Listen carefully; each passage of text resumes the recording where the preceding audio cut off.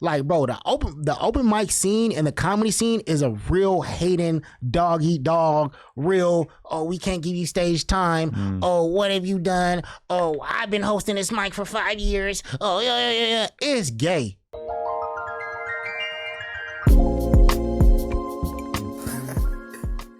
Super high fire on getting into drugs and stand-up comedy after deleting his channel.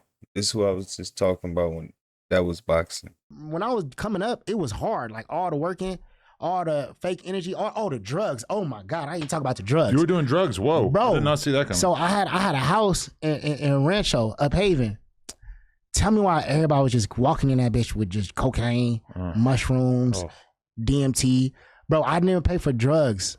You know that Chris Brown clip when he's like, you know how hard it is to get off cocaine when you're getting it for free?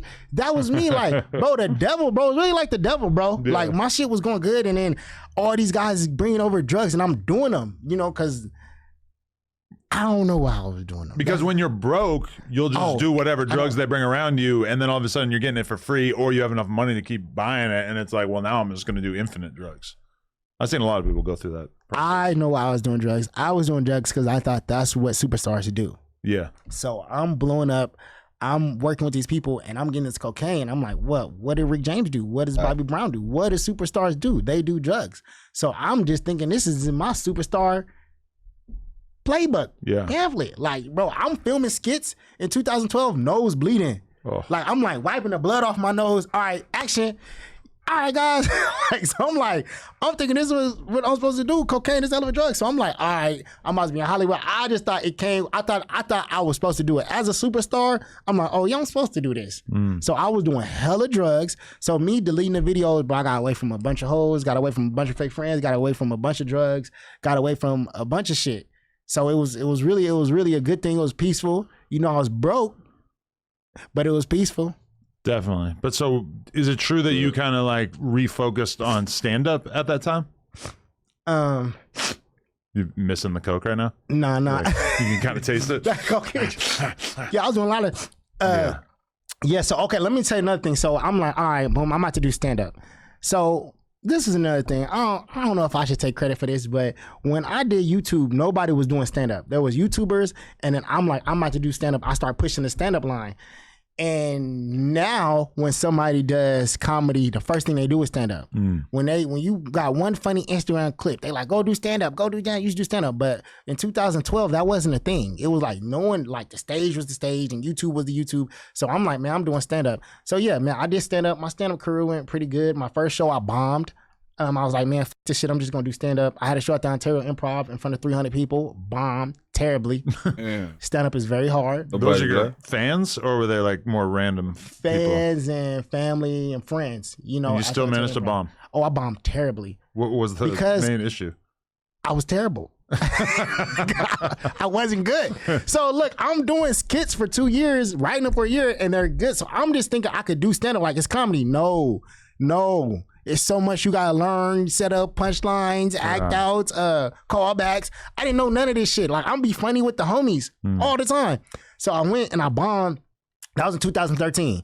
Bombed in front of 300 people. Oh my God, it was so bad. Like, it was so bad. It was tragic. Like, my barber was in the front row. I ain't get my hair cut for months. I'm like, oh, hey, then when I went to go get my hair cut, my barber was just like, yeah, man, go sit down. Like, bro, my barber brought his daughter, and I'm bombing. Boy, that was the longest haircut. But I wasn't good. That was in 2013. So right. But you're thinking like, there's millions of people who think I'm funny online. Yes. So why can't I just get out here and that was a long time ago. In large part, you're freestyling a lot of the stuff that they think is so funny. Wrong. And mind you, Chris Rock didn't help me. Mind you, I'm with one of the greatest stand-up comedians ever. Bro, I'm in this man's house. This man's came to my house. We've been to theaters together. I'm asking him to help me with stand-up. He's like, no. What's the point of that? You got to figure it out yourself? That was his attitude? No, his attitude was like, you can't do stand-up. You don't need to do stand-up. You're not good. There ain't no figure it out. Don't do it. Damn. So I'm just like, yo, but here's the crazy part.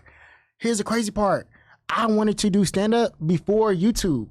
I wanted to be a stand-up comedian, but YouTube paid per views. Yeah. So I did my homework on being a stand-up comedian in 2010 when I'm like, oh, college ain't working. I watch documentaries on it.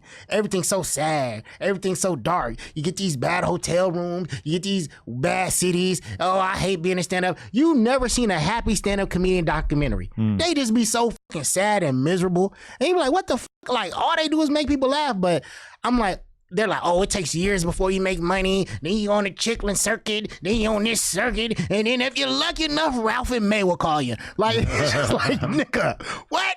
So I see how bad stand-up was. I'm like, yeah, this is going to take too long. And YouTube was like, we pay you per a few thousand every million views. So I'm like, all right, let me do that. But my thing was, I wanted to do stand-up first. So when one of the stand-up greats, I'm messing with him, you know, we shoulder to shoulder. I'm like, yo, help me, teach me, da-da. He like, nah, you're not no stand-up comedian, da-da-da-da. So I'm just like, dang, that's weird, not knowing that that's what I really wanted to do originally. And I just feel like that's some hating shit. Because it's like, let's say you LeBron James, right? And I play football. I'm like, hey, bro, can you teach me how to play basketball? He like, nah. You can't hoop. Yeah. You're like, damn, nigga, don't you know enough basketball just to show me some pointers? And if you're just a random person, then whatever. But it's like, if we're really friends, then I mean, what is so hard about passing on a little bit of knowledge? Exactly. Like, that shit should be dripping. Chris Rock. Chris Rock should be able to sit there with you for 20 minutes and give you so much game about stand-up. And make me way better. Yeah. Over a 20-minute conversation. Or watch me do a set and make me way better. But it's like, when the YouTube thing, like, as far as skits go, I was like an All-American with skits. So it's like, that's like, let's say you're a #1 prospect in football, right? And then LeBron is your friend. And you're like, hey, you know, I know I'm the #1 prospect in football, but I really want to play basketball. And LeBron's like, nah. It's like, damn, you kind of hating because you already see I'm good at this sport. So why would you not help me? All I do is take all this athleticism and bring it over here. Yeah. You know what I mean? That's kind of weird. You know what I mean? Niggas be protecting them records. Yeah. That's all I'm saying. But I bombed my first stand-up show, but I moved to New York with my homie Jay Snow Pro. We was in New York for a year. We was doing stand-up. That's like the college of stand-up. You know, you can go to like 7, 8 different comedy clubs in one night. Italian club, black club, white club, Puerto Rican club, all in like 3 blocks of each other. That's New York for you. So I went to New York. I got better. I did college shows. I've been booked out for shows. So I was bombing for years when it came to stand-up comedy, but then I did a show in like 2016 in Ontario Improv where the tide kind of turned. I got better, and so now I'm doing a stand-up show with my boy Tevin Scott, April 3rd, in Hollywood. So you can see for yourself. You know, it's a free show, April 3rd. I want to go. Is that the Broadwater second stage? Broadwater second stage. Good Friday. Yep, Good Friday. It's April 3rd. So I'm back doing stand-up. Me and my boy Tevin Scott gonna kill it. But I got seasoned. You know, I moved to New York. I've done more shows. I've been to hundreds of open mics. So when I deleted my YouTube video and I did the Ontario Improv show, I didn't even go to open mics. Like, I'm just like, I'm funny. But after I bombed a few times, I started going to hella open mics. I mean, Chatterbox in Riverside. I mean, Westfield Comedy Club. I mean, Icebox, Ice House. Like, bro, I was in from open mics to shows. So I've done so much stand-up comedy. And is it weird because you had such a recognizable face? Hell yeah. That you're performing, I assume, next to all these people who are basically like entry-level aspiring comedians, and then meanwhile you come out and, like, even if they're not huge fans, people are like, that's that motherfucker. Like, well, here's the thing about stand-up comedy, it's a real hating culture. True, yeah. They're hate. So you go to an open mic, let's say it's 15 comedians in there. Nobody will laugh at the funny comedian. At an open mic, if there's 15 comedians and one of them goes on stage and they're just killing it, the other 14 people in the crowd don't laugh.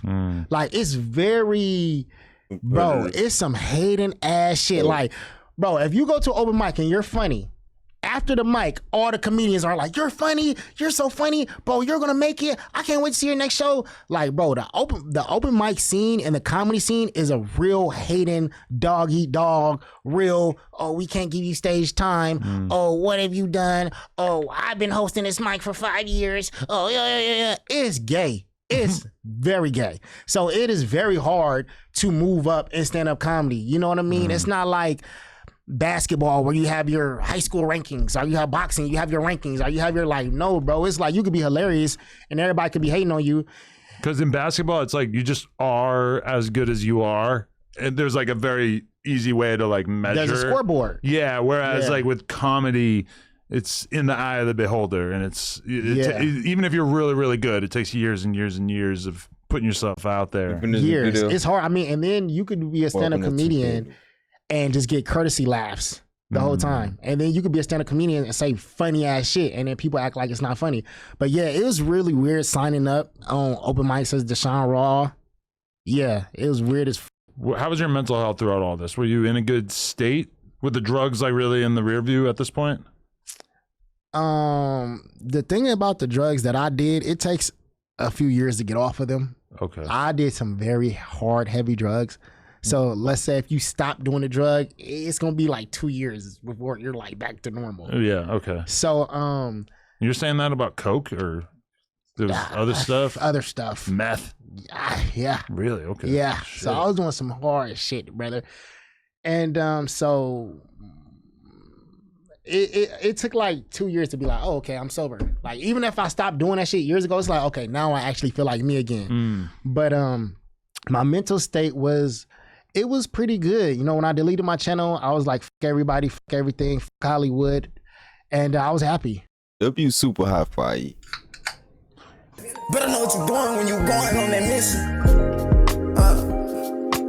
I know professional shooters and I get them niggas pissed. But for that drill, they walk down. My young niggas most so sick. I try to teach this bitch a lesson. That little bitches wouldn't list. I tired of lectures. Now I'm sending all these hoes to the tip. I put my city on new swag. Little bitch, check out my invention. When BR niggas get a bag, we heading straight to the dick. I'ma put some diamonds in my dick. Reach for my jewelry, I leave you crazy.